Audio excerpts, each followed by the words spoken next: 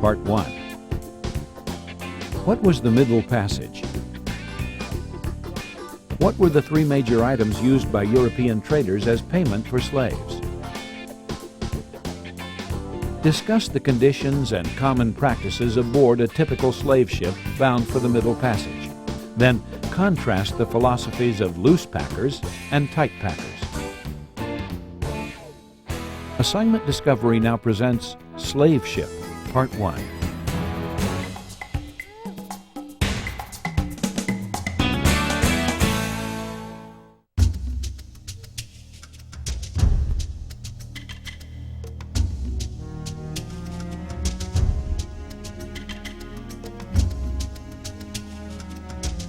Squeezed into the cramped hold of a slave ship, a young African captive named Singbe Pie would win a once-in-a-lifetime chance of returning to his homeland. What Singbe was about to attempt had never been accomplished in the brutal history of transatlantic slave ships. Yet the actions he set in motion would capture the attention of an entire nation.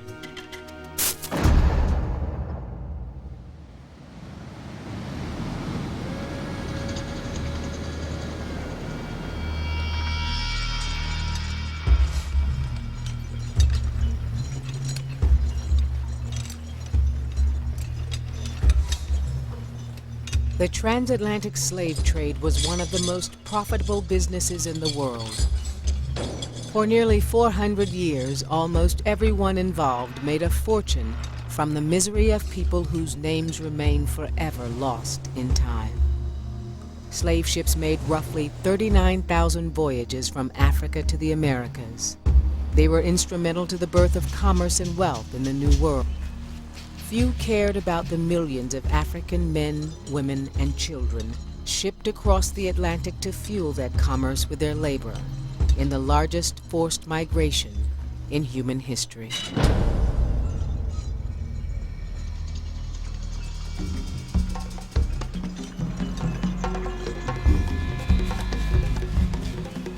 Singbe was kidnapped from his home only 3 months earlier.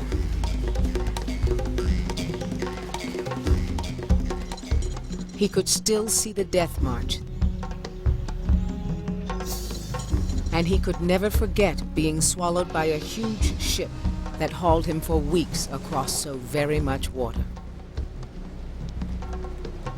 When the ship finally reached land, Singbe was purchased by a white man.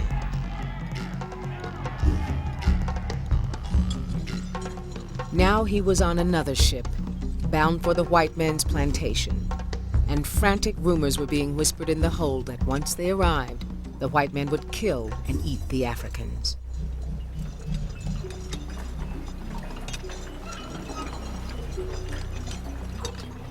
For Singbe, a desperate chain of events began with the discovery of a single broken nail.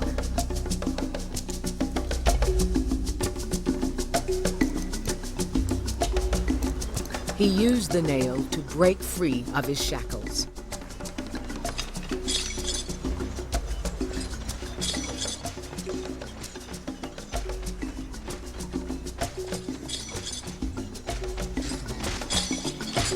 Singbe Pie would attempt to win back his freedom by using the only option left open to him: violent rebellion.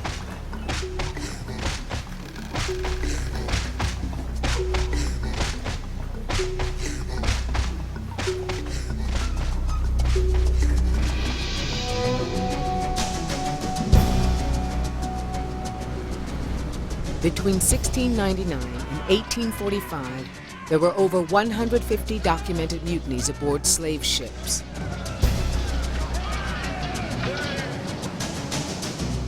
Many of them were recorded in Lloyd's List, the London Shipping Report.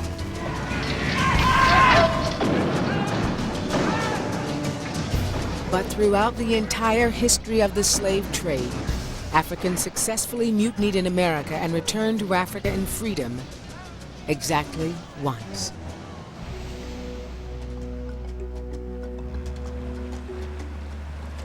June 1839, aboard the Cuban merchant schooner called Amistad, the Spanish word for friendship. The leader of the revolt was Singbe Pie. Singbe was born in the country of Mendi, now part of present-day Sierra Leone. He had been kidnapped from his home and sold to a Portuguese slave trader in West Africa. He was then sent to Cuba aboard an illegal Portuguese slave ship. Cuba was not supposed to have slaves at all, but because the governor of Cuba was avaricious, he allowed slaves in the city if he was given a little money for each slave that was brought in. Warren Marr is a writer and historian. He is also deeply involved in the construction of a full-size replica of the Amistad being built at Mystic Seaport, Connecticut. Singbe's real name was Singbe Pie, but his captors couldn't say it, and so they changed it to Sinkei. It was by the name Joseph Sinkei that Singbe Pie would become known to history. Don Jose Ruiz, a young Spanish dandy, bought Sinkei and 48 other Africans at the Havana slave market. Ruiz's older friend, Don Pedro Montes, purchased several children. Together they commissioned the schooner Amistad to ship the 53 Africans to their plantations near the Cuban town of Puerto Principe. Jeffrey Bolster is an assistant professor of history at the University of New Hampshire. He is also an author and a licensed tall ship master. The Amistad was a little coasting schooner working the north coast of Cuba.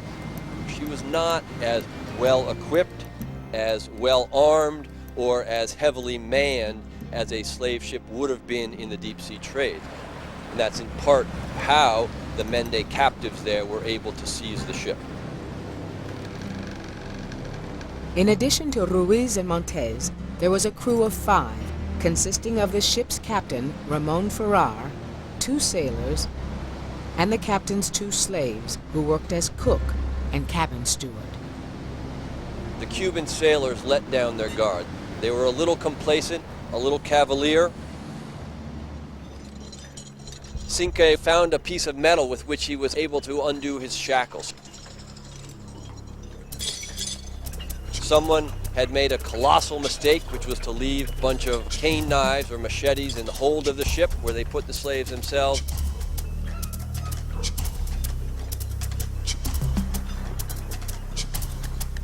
The ship's cook had joked with the captives that the Cubans were planning to eat them. And they took the joke as a deadly threat. One by one, they followed Sinkei out of the hold and onto the main deck.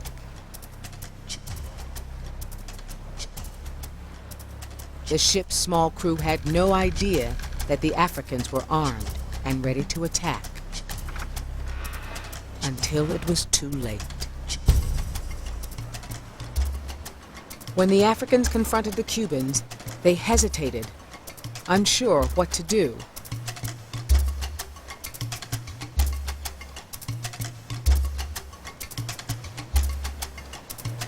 The Amistad's captain, Ramon Ferrar, ordered his cabin steward, Antonio, to throw bread at the Africans, hoping the food would appease them.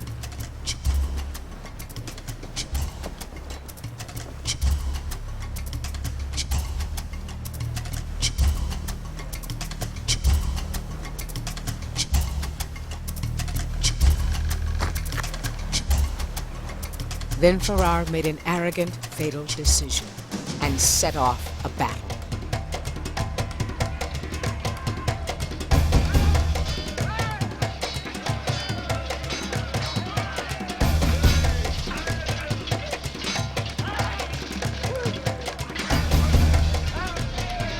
In the struggle, the Africans killed Captain Ferrar and the mulatto cook. Ruiz and Montes were captured by the Africans. The cabin steward translated the Africans' ultimatum. Montes must take the ship back to Africa if he expected to live. The Amistad Mutiny would have repercussions that would eventually extend as far as the United States Supreme Court and pit two American presidents against each other. Cinque must have been an amazing inspiration, a marvelous hero, to have escaped once from enslavement via a mutiny, using a boat that he didn't know anything about, on an ocean he didn't know very much about, and then that he could escape, essentially, from the American legal process that had enslaved African Americans. That's a miracle. There is no doubt that the outcome would have been different had Cinque and his people attempted a revolt aboard a fully manned transatlantic slave ship. Very few captives ever dared mutiny once a ship left Africa on the infamous voyage of violence and death, known in the trade as the Middle Passage.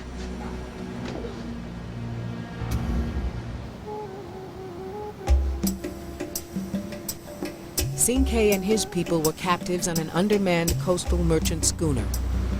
The odds that they could have overpowered the well-armed crew of a transatlantic slaver were virtually non-existent.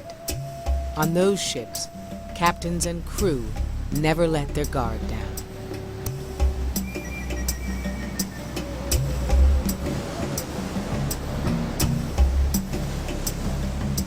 These ships were armed camps. These ships had a massive security problems because Africans did not go willingly into their slavery. The Africans' desperation and hopelessness meant that security problems persisted throughout the Middle Passage, the major leg of the Great Triangular Slave Route. It was the route followed by the slave ships across the Atlantic to the Americas. Most of the ships transported Africans from the coast of West Africa to Brazil or the West Indies. Only about 5% of their human cargo came to the United States. A typical slave ship could make the Middle Passage in 5 to 12 weeks. For the traders, the formula was simple: cramming as many Africans as possible into a ship and then delivering them to market alive equaled the greatest possible profit. But that was also the traders' dilemma. How could they best bring the Africans across alive? The mortality was high. 15–20% was not uncommon for people to die on these passages. Some entrepreneurs thought the more we cram aboard the ship, the more we're going to have to walk off on the other end. They were the tight packers.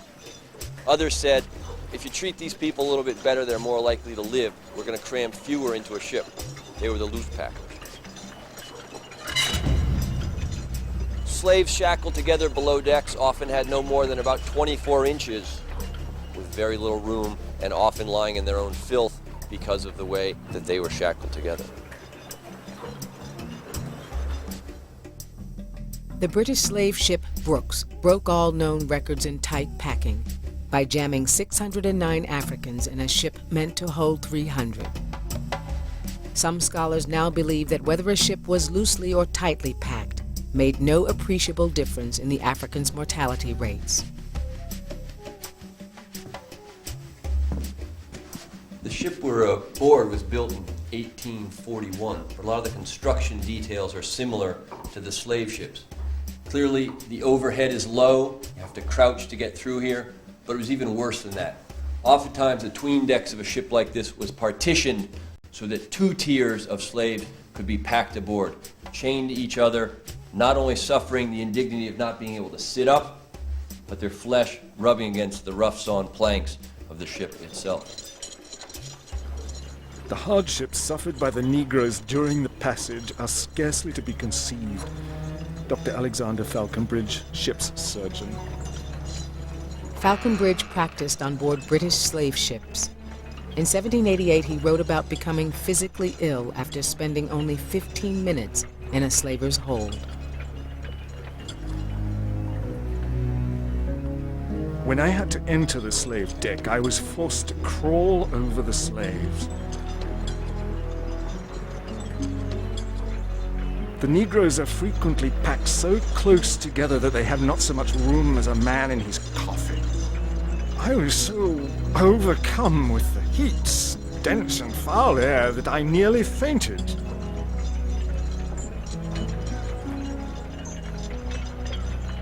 It was only with assistance I could get on deck. Hundreds of Africans were forced to use 3 or 4 large buckets as toilets. Our wretched situation was aggravated by the filth of the necessary tubs into which the children often fell and almost suffocated. O lauda equiano. The intense body heat created a thick, wet steam that hung in the air like fog. The stench often preceded them into port. Despite the despicable conditions, these floating bits of hell were called by the gentlest of names. The names that captains and merchants gave to their slave ships make us understand a little bit about their perception of slavery.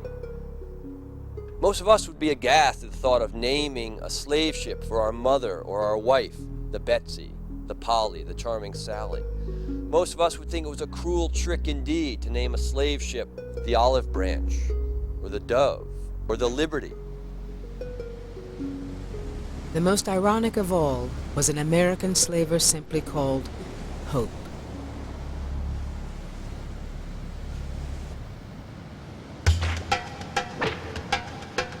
When weather permitted, the Africans were brought onto the main deck, where they were forced to dance.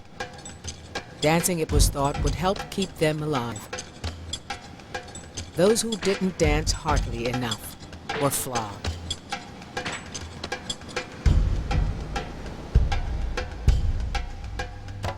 To escape the brutal conditions, some Africans chose starvation.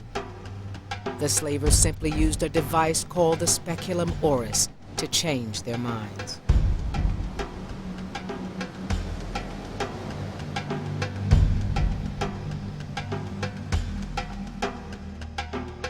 Former slave Alauda Equiano described how Africans, desperate to escape the ships, took their own lives.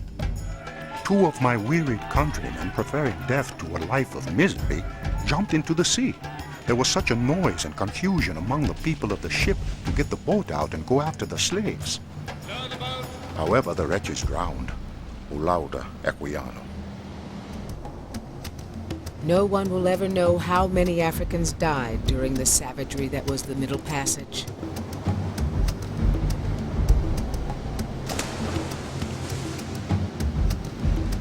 But scholars now suggest that despite high mortality rates aboard the ships, many more captives were likely killed before ever leaving the continent of Africa.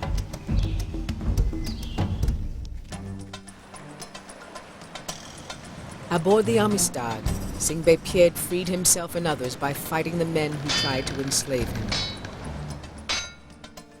Another African, Alauda Equiano, won his freedom by joining his enslavers. The slave Equiano became so successful as a slave trader, he was allowed to keep a small share of the profits for himself. Within a few years, he saved enough money to buy his own freedom. He later wrote a successful autobiography exposing the inhumanity of the slave trade.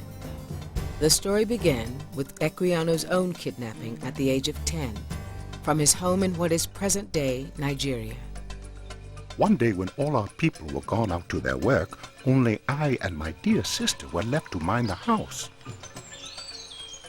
2 men and a woman got over our walls and seized us both, without giving us time to cry out or make resistance.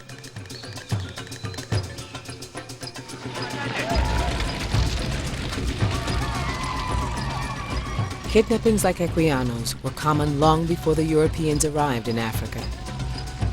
People became slaves mostly through violence, through war, through kidnapping, through very specific raids that were designed to enslave people. These were very different groups of people in their own eyes who spoke different languages, who had different customs, and who didn't see each other as brothers, who saw each other as sometimes rivals for the same territory, rivals for hegemony, rivals for power. When in 1517 the Europeans first came trading for slaves, the Africans had a ready-made product. Europeans fitted themselves into existing trading patterns along the African coast, and then gradually, as the slave trade became more important, came to dominate the slave trade as a whole. The men who were most wanted as slaves were, of course, men who were in the prime of life, teenagers, men in their 20s. They were strong and they were angry. Some African kings distrusted the Europeans. They refused to take part in the slave trade. African monarchs at times did expel European slavers. A few African states actually banned the slave trade, and particularly the sale of slaves to Europeans. The Kingdom of Benin, for example, at one period banned the export of any male slaves, and since male slaves were the principal slaves that were desired by Europeans for working on plantations, this effectively killed the trade from the Kingdom of Benin. It was intended to, and it did do that. Other African rulers and merchants fought vicious battles against the Europeans for control of the trade.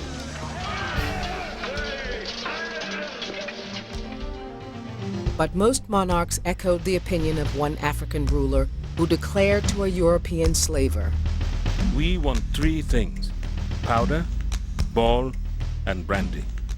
And we have three things to sell: men, women, and children."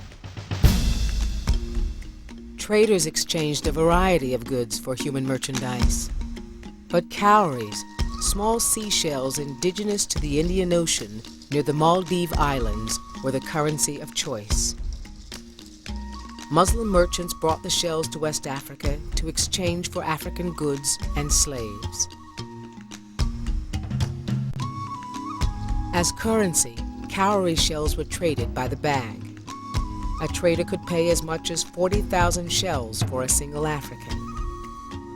Hauling shiploads of seemingly worthless shells in order to buy slaves was a large inconvenience for European traders, but they had little choice in the matter. European money meant absolutely nothing to African slavers. When you look at currency, even in today's society, it's only paper with print on it. It's green paper. Anyone coming into our society today would say we are able to achieve and acquire huge amounts of materials with green paper. As profits increased for both Africans and Europeans, slavers increased their raids on villages. The west coast of Africa, from Senegal in the north to Angola in the south, was so thoroughly covered by slave traders that entire populations moved inland. But the slavers only followed them deeper into the African interior. The slaves came from all different parts of West Africa. Early on in the slave trade, they came from relatively near the coast. Later, they would be marched sometimes for 2 or 3 months from inland. No one was safe from the slave traders. Was blind, but now I see. Coming up now, answers to the questions for Slave Ship, Part 1. The Middle Passage was the route followed by slave ships across the Atlantic Ocean from Africa to the Americas. Gunpowder, brandy, and seashells were the three major items used by European traders as payment.